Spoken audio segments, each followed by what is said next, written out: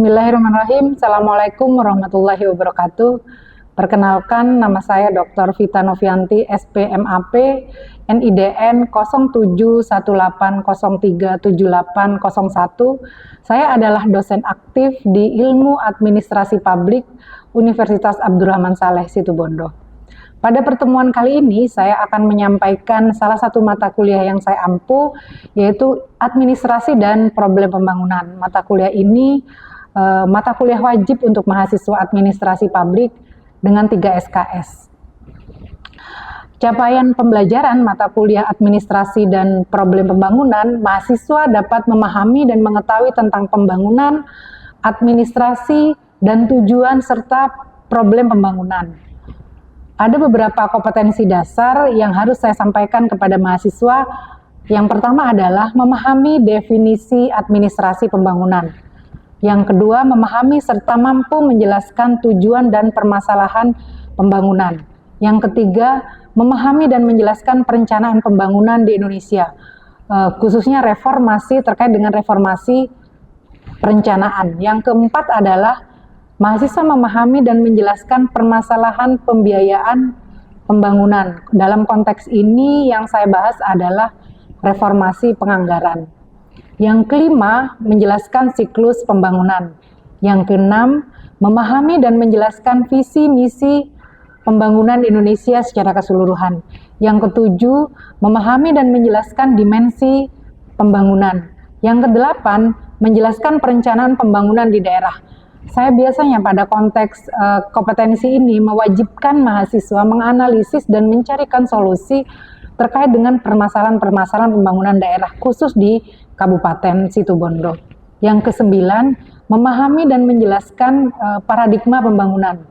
Yang ke-10, menjelaskan demokrasi ekonomi di Indonesia. Selanjutnya adalah menjelaskan struktur ekonomi Indonesia, menjelaskan masalah ekonomi yang dihadapi di Indonesia, menjelaskan ukuran keberhasilan pembangunan nasional sampai di tingkat daerah. Yang terakhir adalah menjelaskan ekonomi politik menuju demokrasi ekonomi. Pada materi kuliah kali ini, tugas yang biasa saya berikan kepada mahasiswa adalah tugas terstruktur, baik tugas individu atau tugas kelompok. Tugas kelompok biasanya mahasiswa melakukan diskusi masing-masing kelompok dengan diskusi interaktif saling diskusi interaktif, dan di akhir sebelum mata kuliah selesai, biasanya saya sebagai dosen pengampu memberi penguatan atau menjawab kembali beberapa pertanyaan yang masih dirasa mahasiswa belum jelas terkait dengan jawaban dari hasil diskusi tadi. Yang berikutnya adalah tugas akhir. Biasanya tugas akhir yang saya berikan berupa penulisan jurnal. Mahasiswa harus melakukan survei atau penelitian ke lokus yang sudah ditentukan. Misalnya, saya biasanya terkait dengan perencanaan daerah ya, tidak hanya berbicara perencanaan daerah secara umum, jadi berbicara perencanaan baik di tingkat desa atau di perencanaan di tingkat perangkat daerah. Jadi mahasiswa masing-masing harus mengidentifikasi permasalahan perencanaan di tingkat kabupaten, baik pemerintah desa atau di perangkat daerah. Itu yang biasa saya lakukan. Harapan saya, mahasiswa mengetahui secara kontekstual apa sih sebenarnya yang menjadi permasalahan pembangunan di Kabupaten Situbondo. Mereka diharapkan berpikir kritis dan mencari solusi yang konstruktif terhadap pembangunan di Kabupaten Situbondo. Berikut akan saya sampaikan di materi ke-8, karena sekarang pertemuan ke-8 ya langsung saya sampaikan terkait dengan menjelaskan perencanaan pembangunan di daerah. Jadi mahasiswa wajib tahu bagaimana proses perencanaan di daerah, bagaimana permasalahan yang dihadapi di daerah. Harapan saya mahasiswa bisa mengkorelasikan dengan tugas akhir nanti pada saat mengidentifikasi di masing-masing perangkat daerah atau di pemerintah desa, apa yang menjadi permasalahan di lokus penelitian. Berikutnya saya sampaikan video pembelajaran di kelas dengan materi perencanaan pembangunan di daerah. Saya akhiri, Assalamualaikum warahmatullahi wabarakatuh. Assalamualaikum warahmatullahi wabarakatuh. Pagi ini Bu Vita akan memberikan, ini materi terakhir ya dari mata kuliah Administrasi dan Problem Pembangunan. Materi kali ini materinya adalah perencanaan pembangunan daerah. Jadi Bu Vita jelaskan dulu ya. Jadi nanti silakan yang belum paham ditanyakan. Yang pertama adalah tujuan pembangunan. Tujuan pembangunan itu mengurangi disparitas atau ketimpangan atau kesenjangan. Pembangunan antar daerah, antar subdaerah, serta antar warga masyarakat. Jadi artinya pembangunan ini bertujuan untuk mengurangi disparitas, kesenjangan antara daerah Situbondo dengan kabupaten lain, antar daerah di dalam kecamatan satu dengan kecamatan lain. Yang ketiga adalah antar warga masyarakat. Artinya pemerataan dan keadilan di dalam kabupaten Situbondo. Yang kedua, memberdayakan masyarakat dan mengentaskan kemiskinan. Yang ketiga, menciptakan dan menambah lapangan pekerjaan, lapangan kerja. Itu tujuan dari pembangunan. Meningkatkan pendapatan dan kesejahteraan masyarakat di daerah. Ini menjadi ada 5 tujuan dari pembangunan. Yang terakhir adalah mempertahankan dan menjaga kestabilan sumber daya dan agar bermanfaat bagi generasi sekarang. Dari slide pertama, tujuan pembangunan, ada yang belum jelas atau ada yang ditanyakan? Yakin jelas? Next, jadi ada 3 ya, ada 3 konsep atau 3 objek dari pembangunan. Yang pertama adalah peningkatan standar hidup, level of living. Setiap orang pendapatannya, tingkat konsumsi pangan dan sandang pangan, itu yang pertama. Yang kedua, penciptaan berbagai kondisi yang memungkinkan tumbuhnya rasa percaya diri. Yang ketiga adalah peningkatan kebebasan. Itu menjadi 3 poin atau 3 konsep, 3 titik utama dari tujuan pembangunan. Di slide kedua ada pertanyaan.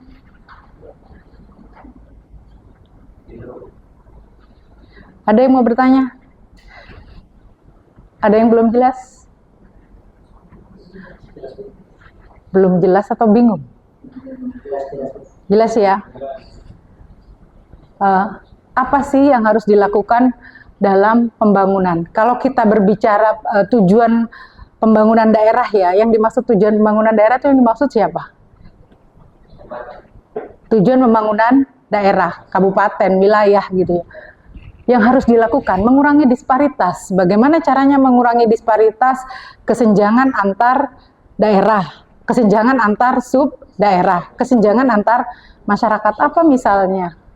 Mengurangi disparitas atau ketimpangan kesenjangan. Yang kedua, memberdayakan masyarakat dan mengentaskan kemiskinan. Jadi dengan adanya program-program hibah, bantuan sosial dan segala macam, itu adalah salah satu tujuan pemerintah untuk mengurangi disparitas atau kesenjangan pembangunan.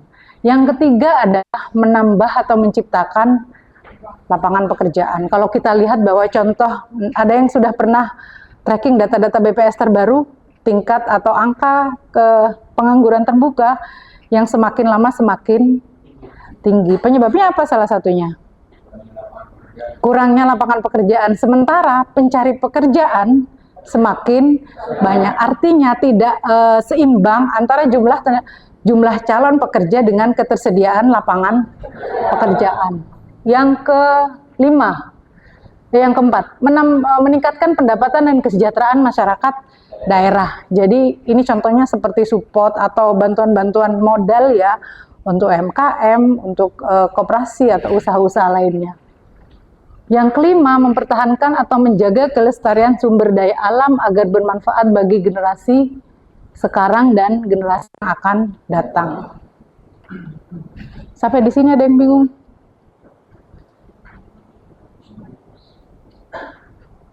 Ada yang mau bertanya?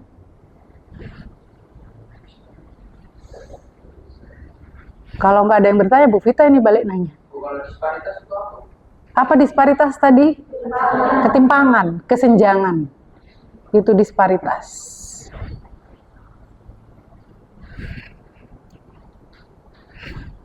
Yang berikutnya adalah perencanaan pembangunan, pergeseran paradigma. Ada yang masih ingat apa itu paradigma?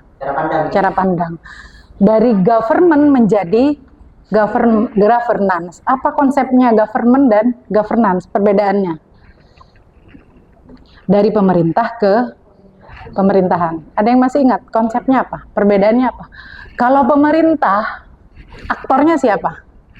Kalau government, aktornya siapa?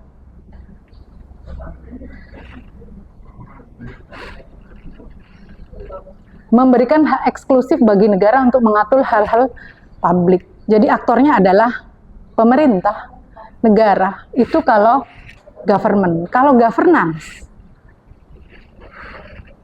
jadi kalau kita berbicara administrasi negara dan administrasi publik. Kalau negara, aktor utamanya siapa? Negara kan? Kalau publik? Masyarakat, siapa lagi? Kan ada tiga komponen. Kalau publik itu ada 3 komponen. Kenapa lingkup negara dan publik itu berbeda? Kenapa lingkup negara itu lebih sempit daripada lingkup publik? Administrasi negara sama seperti government itu aktor utamanya hanya pemerintah atau negara. Sementara governance, administrasi publik itu ada 3 komponen. Yang pertama adalah negara, yang kedua adalah masyarakat, yang ketiga swasta.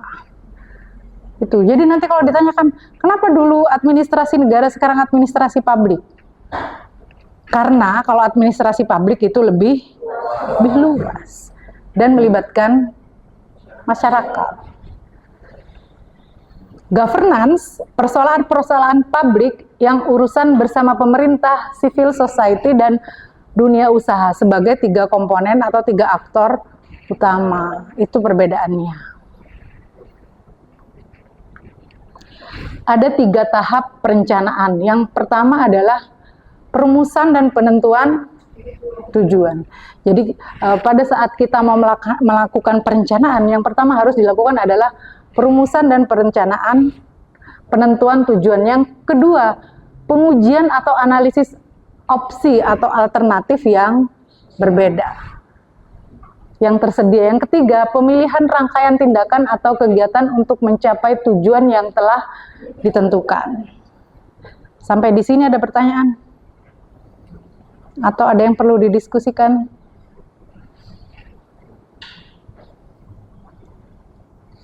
Gak fokus, Bu, panas sih. Ada pertanyaan?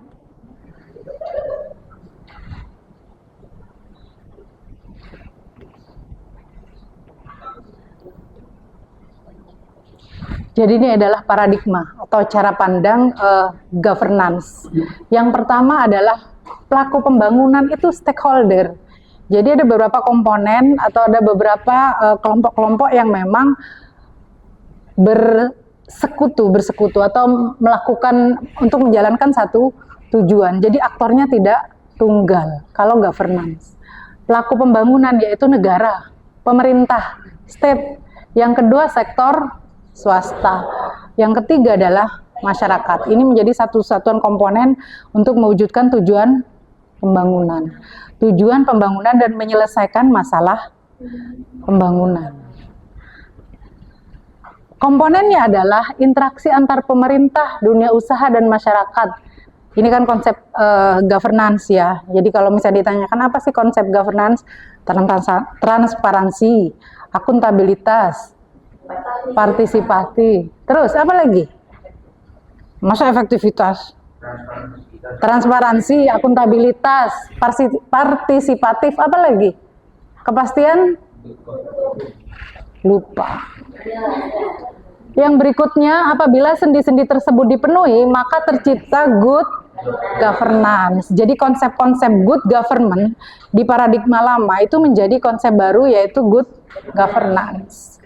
Ini biasanya konsep-konsep teori seperti ini pada saat skripsi itu khusus ya, misalnya berbicara transparansi anggaran atau transparansi dana, akuntabilitas pertanggungjawaban. Kalau kita berbicara partisipatif, konsep partisipatif, kita pasti kembali atau menggunakan konsep atau teori yang kita gunakan adalah governance. Ini 10 prinsip di belakang terbaca. Partisipasi, penegakan hukum, transparansi, kesetaraan, daya tanggap atau responsif. Jadi kalau kita berbicara prinsip governance itu ada 10. Contoh misalnya nanti pada saat skripsi, monitoring dan pengawasan, akuntabilitas, responsivitas, itu konsepnya ke good governance. Kesetaraan, inklusivitas kalau sekarang, transparansi, penegakan hukum atau kepastian hukum, partisipasi, itu adalah prinsip good governance. Dari 10 prinsip good governance, ada yang belum jelas? Jelas apa 14?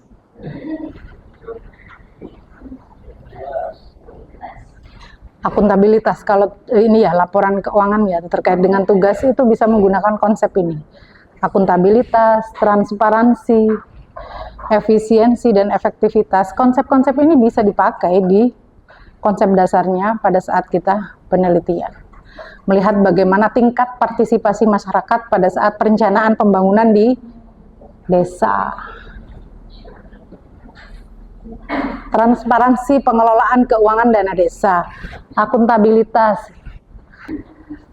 Jadi mungkin sebelum Bu Vita akhiri ya, saya mau menjelaskan konsep tugas yang harus kalian kerjakan. Tugas ini adalah tugas kelompok. Silakan berkelompok sesuai dengan kelompok yang sudah ada, menggunakan konsep-konsep prinsip good governance ini dalam penulisan jurnal. Mau penelitian ya, mau lokus atau fokusnya saya serahkan ke masing-masing kelompok. Tapi secara konsep yang harus dipakai adalah 10 prinsip good governance ini. Misalnya, Bu, apa boleh melihat bagaimana respon pemerintah daerah terhadap permasalahan pembangunan di Kabupaten Situbondo? Boleh responsivitas. Pemerintah Kabupaten Situbondo melalui upaya peningkatan literasi misalnya. Bagaimana upaya yang dilakukan pemerintah daerah itu boleh. Gitu. Jadi menggunakan konsep-konsep ini ya. Paham? Ada yang mau ditanyakan terkait dengan tugas atau materi kita hari ini? Cukup ya. Sebelum saya akhiri, silakan coba dipahami lagi, dipelajari lagi. Kalau ada yang belum jelas pertemuan berikutnya sebelum materi kedua, silahkan saya beri waktu untuk bertanya. Saya akhiri. Assalamualaikum warahmatullahi wabarakatuh. Waalaikumsalam.